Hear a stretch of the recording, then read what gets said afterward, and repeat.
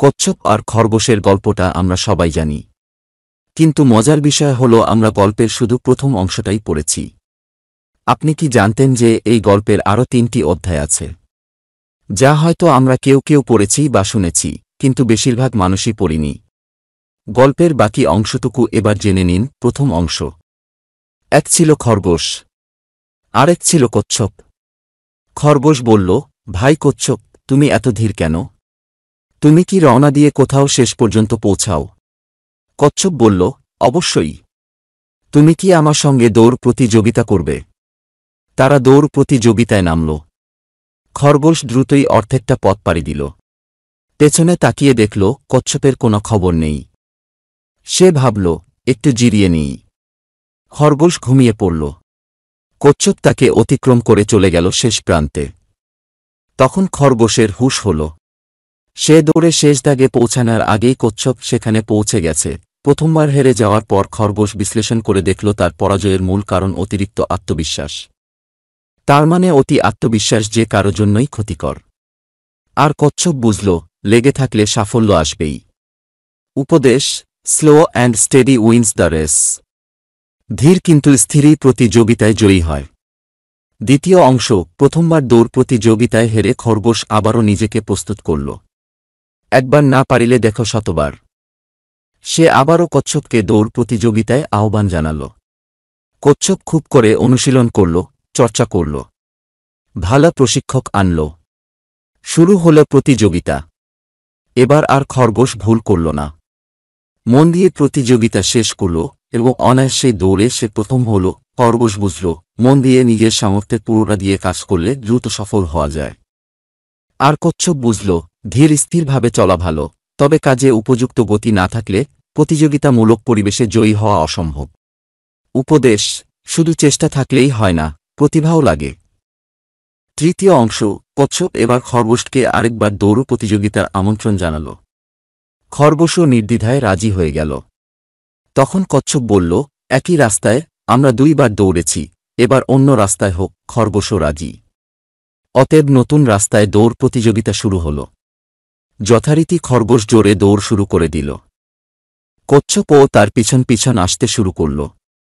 কচ্ছপ যখন খরগোশের কাছে পৌঁছাল, দেখল খরগোশ দাঁড়িয়ে আছে, কিন্তু দৌড়ের শেষ সীমানায় যেতে পারেনি। কারণ দৌড়ের শেষ সীমানার আগে একটি খাল আছে। কচ্ছপ খরগোশের দিকে একবার তাকাল, তারপর তার সামনে দিয়ে পানিতে নেমে খাল পার হয়ে দৌড়ের শেষ সীমানায় পৌঁছে প্রতিযোগিতা জিতে গেল।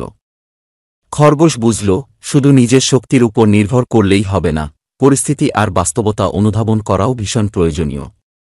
আর কচ্ছপ বুঝল, প্রথমে প্রতিযোগীর দুর্বলতা খুঁজে বের করতে হবে, তারপর সেই অনুযায়ী পরিকল্পনা করতে হবে। উপদেশ: সব পথ সবার জন্য নয়। শুধু প্রতিভা দিয়ে জয়লাভ করা যায় না। বিজয়ের বিকল্প পথ অনুসরণ করতে হয়। গল্প কিন্তু এখানেই শেষ নয়। চতুর্থ অংশ। এবার খরগোশ কচ্ছপকে আরেকটি দৌড় প্রতিযোগিতার জন্য আহ্বান জানাল, এই একই রাস্তায়। কচ্ছপও রাজি। কিন্তু এবার তারা ঠিক করল, প্রতিযোগী হিসেবে নয়, বরং এবারের দৌড়টা তারা দৌড়াবে সহযোগী হিসেবে। শুরু হল প্রতিযোগিতা।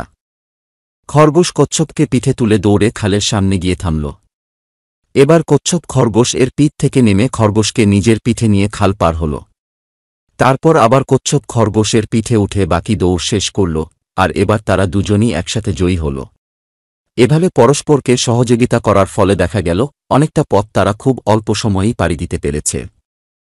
উপদেশ: ব্যক্তিগত দক্ষতা থাকা খুবই ভালো।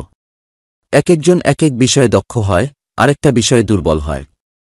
কিন্তু দলবদ্ধ হয়ে একে অপরের দক্ষতাকে কাজে লাগাতে পারলেই আসে সত্যিকারের সাফল্য, যেখানে সবাই বিজয়ীর হাসি হাসতে পারে। কাজেই পরস্পরকে সহযোগিতা করে দলগতভাবে কাজ করলে সাফল্য সহজেই ধরা দেয়।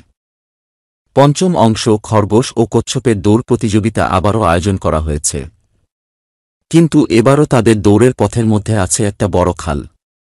খরগোশ বলল, লেভেল প্লেয়িং ফিল্ড ছাড়া প্রতিযোগিতা হয় না। প্রতিযোগিতার মাঠ সমান হতে হবে।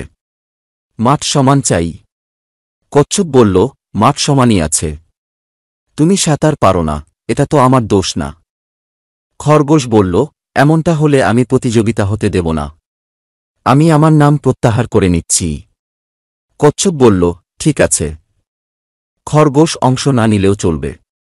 আমি মুরগিকে মাঠে নামাব। নির্দিষ্ট দিনে খরগোশ ব্যাপক চেঁচামেচি করল। তা সত্ত্বেও কচ্ছপ আর মুরগির রেস শুরু হয়ে গেল। মুরগি খালের পাড়ে গিয়ে দাঁড়িয়ে পড়ল। প্রতিযোগিতায় জয়ী হল কচ্ছপ। উপদেশ সফল হতে হলে কখনোই হাল ছাড়া যাবে না। ষষ্ঠ অংশ, আবার প্রতিযোগিতা হবে। এবার কচ্ছপ বলল, খরগোশ, তুমি এসো, আমার সঙ্গে রেস খেলো। খালে তোমার জন্য প্রস্তুত থাকবে হাঁস। তুমি হাঁসের পিঠে চড়ে খাল পার হবে। খরগোশ রাজি হল। শুরু হল দৌড়। খালের পাড়ে পৌঁছে খরগোশ দেখল কোথাও কোনো হাঁস নেই। সে ভীষণ রেগে গেল। নিজের হাত পা নিজে কামড়াতে লাগল। কয়েক ঘণ্টা পর কচ্ছপ এসে পানিতে নেমে দ্রুতই খাল পার হয়ে গেল। বনের পশুরা আহত খরগোশের হাতে পায়ে লতা পাতার ওষুধ লাগাতে লাগল। দয়া পরবেশ হয়ে উপদেশ, শুধুমাত্র মুখের কথা বিশ্বাস করে কোনো কাজ করা যাবে না। সপ্তম অংশ, সামনে আবারও হতে যাচ্ছে দৌড় প্রতিযোগিতা। কচ্ছপ বলল, দৌড় প্রতিযোগিতা খরগোশের জন্য উন্মুক্ত, সে আসুক, অংশ নিক। খরগোশ বলল, রেস হবে, তবে খাল থাকতে পারবে না। দেখা যাবে কে ভালো দৌড়ায়, খরগোশ নাকি কচ্ছপ।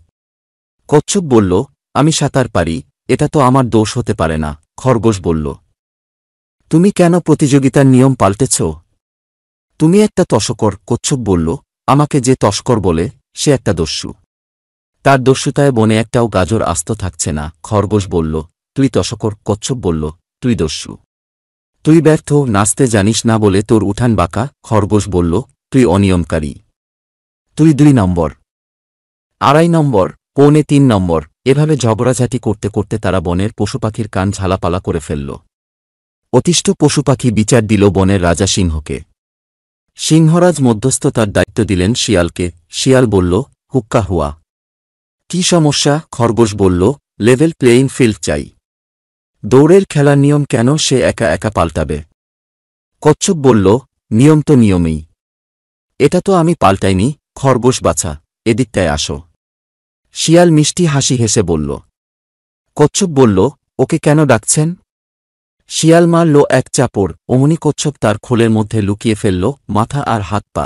তোর হাতটা চিবুতে কেমন লাগবে বলে শিয়াল খরগোশের দিকে বাড়াল তার একটা থাবা। খরগোশ দৌড়াতে শুরু করল। পিছু নিল শিয়াল। এদিকে কচ্ছপও দৌড়াতে শুরু করল। তাড়াতাড়ি যেতে হবে খালে, তারপর ভেসে ভেসে যেতে হবে খালের ওপারে। উপদেশ, ঝগড়াঝাটির পরিণাম কখনো ভালো হয় না।